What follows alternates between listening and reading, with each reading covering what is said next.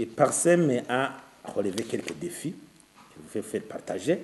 D'abord, il y a un manque de liaison entre le programme de développement de la commune et la programmation centrale du développement qui est matérialisée par les documents centraux, en l'occurrence le Vision 2025 ou les CCRP. Il faut qu'il y ait une approche intégrative des activités de la commune par rapport à ces documents.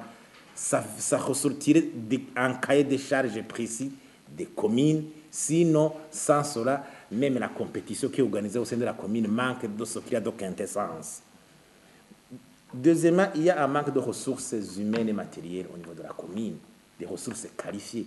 La loi, par exemple, exige à un certain niveau, au moment de recrutement, de certains agents de la commune pour occuper certains postes de responsabilité. Mais cette loi n'est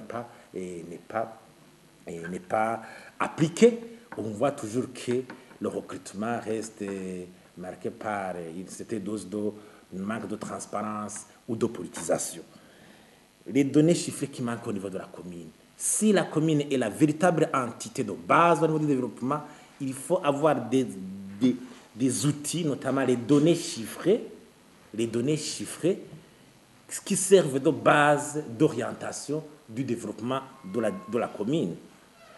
Aussi, ce qui est très important, c'est la corruption et les malversations économiques au niveau de la commune, au niveau de la passion des marchés.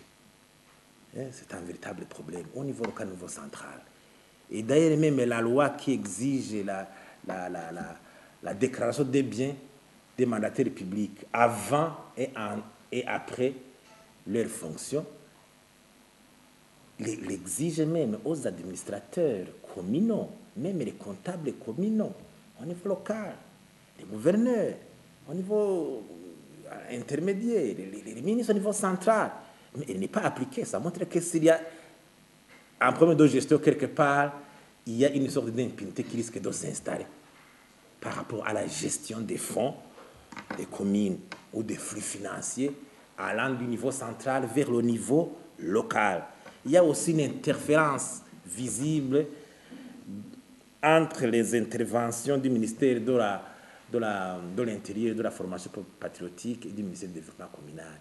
Il y a un problème de chevauchement au niveau du pilotage de certains projets ou de préparation et de certains événements liés à la commune. Cette interférence, il faut l'enlever, il faut qualifier la limite des interventions des uns et des autres. Et aussi, il y a un manque notoire d'implication citoyenne dans la gestion des affaires de la commune. Et en retour aussi, un déficit de redevabilité des autorités communales vis-à-vis de leurs électeurs, donc de la population des citoyens.